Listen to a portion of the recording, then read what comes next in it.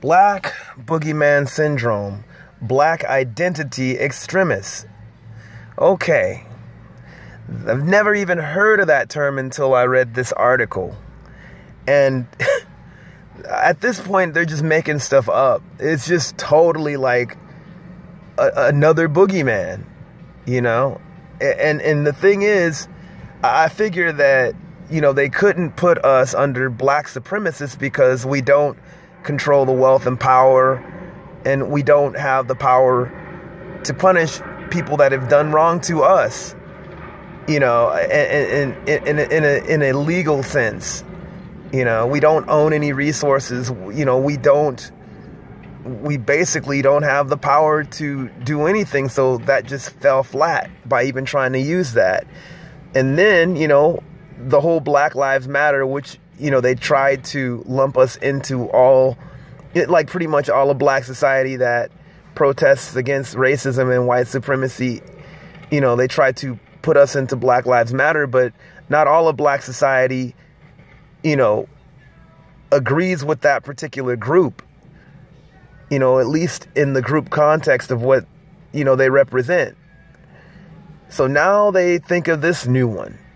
And then they use identity, one thing that pretty much ascribes to anyone and everyone who is black. How else could we identify, right? So now it's an extreme thing to identify as being black. Odd, totally like odd in the bad sense, you know, very, yeah. You want to just, I mean, it's like they want to just demonize a whole culture, you know, like, and, you know, when you think, it's just, okay, in the article, I remember reading a quote from a former FBI guy. His name was Michael German or something like that. His quote was basically saying that they're afraid of black people. And even with that, it's like, well, what do you have to be afraid of us for? What did we even do to white society as a whole? There's more things that have been done to us, you know, by white society in the context of just brutality and just enslavement and all that stuff. You know, if anything, we should be afraid of you. And so it's just, you know, when you think of, you know, even their whole thing when they're talking about alleged police brutality, it's like they're downplaying our experiences with law enforcement based on race. You know, how could something like what Walter Scott, you know, Walter Scott being shot by Mark Slager and having a taser planted on him being alleged, you know, I mean, that's just one of like so many different examples. I mean, shoot, what about what happened with Ron Settles? No one even knows who did whatever they did to him. And then it finally came out that they had him in a chokehold and that's how they killed him. So what's the alleged part? There's no alleged here, you know. And even when they're talking about these identity groups, you know, harboring this, I'm going to say allegedly harboring, you know, animosity because we protest against police brutality and stuff like that. And just kind of setting the stage for just something. I mean, you don't even have like an overwhelming amount of incidents like that. I mean, the article says like maybe 6 in the last few years. Well, white society, you know, with a lot of white extremist groups, they pretty much could, you know, have toppled that. That's like 3 times what any black person has done. And even the people that they've named, like certain groups like the Moorish Temple Science, those guys, like if anything, they just study. You know, they study and they just try to empower people. I mean, I don't know where they're getting this alleged, and I'm going to say alleged because they're making them look like they're all-out aggressors.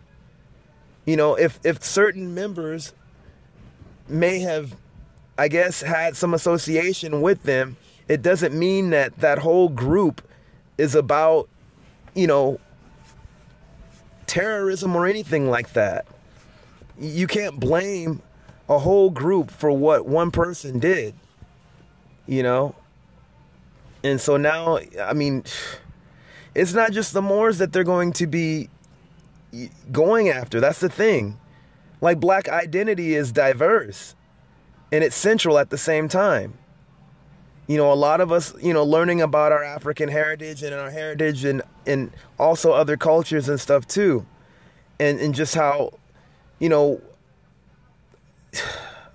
I'm sorry, I'm like just scattering to put my words together because this is really tripping me out. Like, just how evil it is that someone's just trying to declare war on you as a person.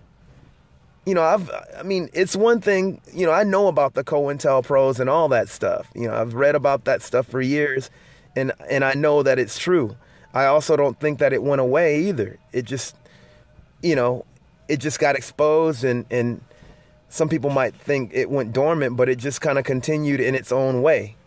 You know, and now you're seeing, you know, the How You Like Me Now version, you know, 2K version of it with this, you know, evil policy that they put out, you know, just against black society as a whole. It's basically a war on black people and black culture, you know. Those that identify as woke or conscious, you know, those of us that not only study our history, but we're looking for different ways to empower ourselves and to empower our community and to be consciously aware of things, you know, to have a great base economy for us.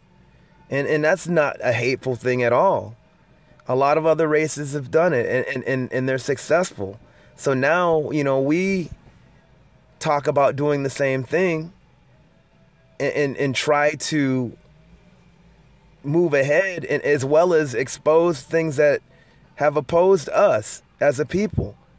And the number one thing is white supremacy that has done that. And they don't like that. They look at it as if we're attacking them, or they look at it as animosity for us going out to kill police officers, and that's not the case. You know, they're taking maybe a few incidences that have happened, which, you know, most people in black society are not even about that. You know, they're not about like violence at all. We're just trying to live and basically, you know, grow and empower ourselves, you know, mentally, physically, financially, and spiritually, of course. But you want to demonize, I mean, like, but they want to freaking demonize a whole culture of us because they don't like us protesting against the very things that they've done to us and still do. There is no alleged here, you know? So I think it's just a thing where it seems as if they want something to go down. So they're kind of laying the seeds for that.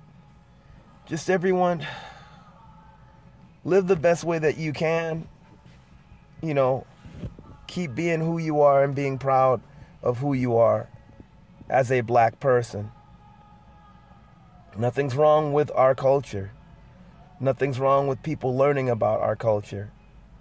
Nothing's wrong with you learning about your culture. But the thing, it's just the whole black boogeyman thing again, as always. You know. And even when you talk about, like, you know, like even those attacks, there's been more attacks with white society on cops than it has from black society. And I'm not saying that it's a good thing either way. I'm just saying they're making it seem like we're the main perpetrators of that, and it's not true. It's definitely a racist you know, operation. But they're being very open about it. So, comment, subscribe.